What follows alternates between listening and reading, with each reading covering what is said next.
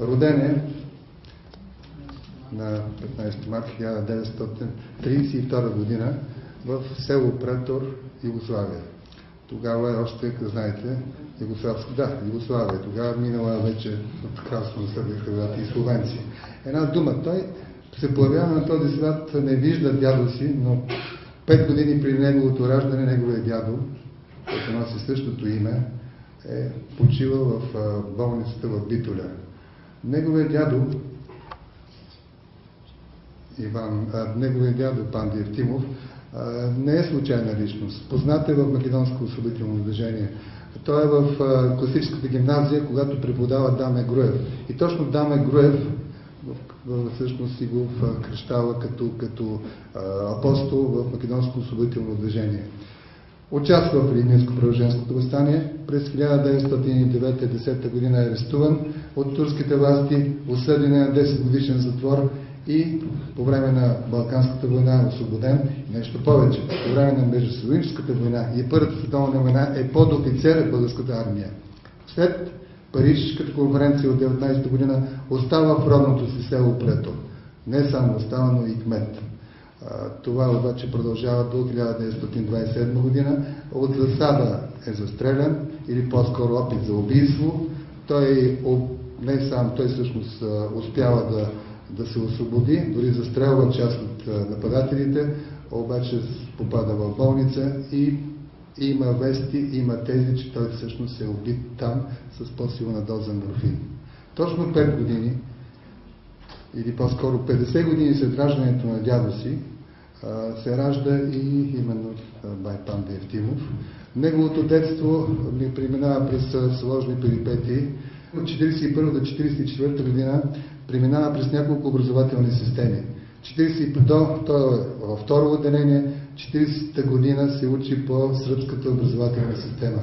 1941 през есента преминава през албанската система.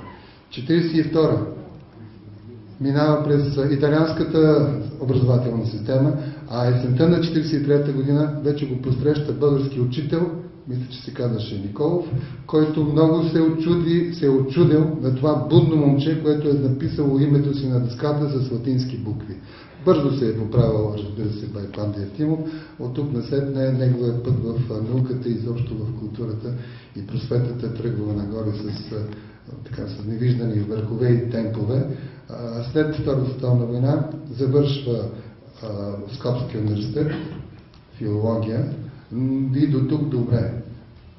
Всякъде, където се опитва да влезе с конкурси, той няма никаква конкуренция. В вестници, в местно радио в Скопия и където пожелае. Има един голям проблем обаче. Той влиза в тези медии, влиза в обществото, но не може, но управляващите не могат да преодолеят това, че той е българин.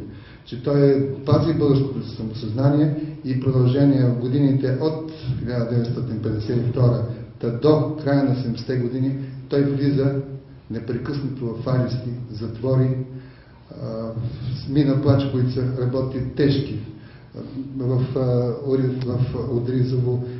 Най-тежките работни дни през този период, изобщо през тези години се случват в него. Той не може да погледне, да види често и децата си, които растат без бащина грижа.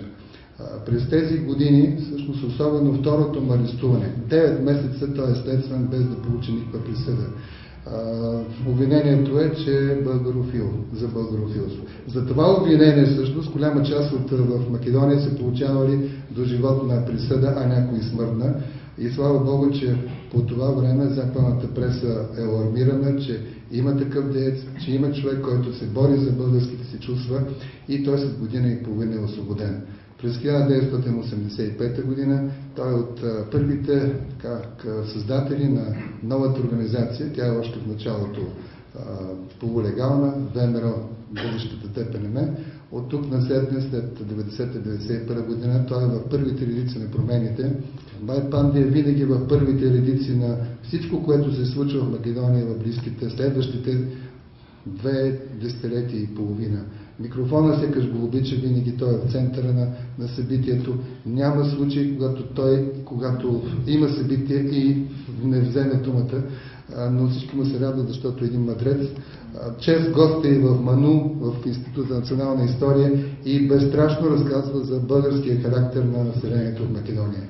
Инициатива на Македонския научен институт имаме намерение да създадем инициативен комитет, който да предложи на президента на Република България посмъртно да даде някое високо българско отличие. Смятаме, че Панде Евтимов заслужава това.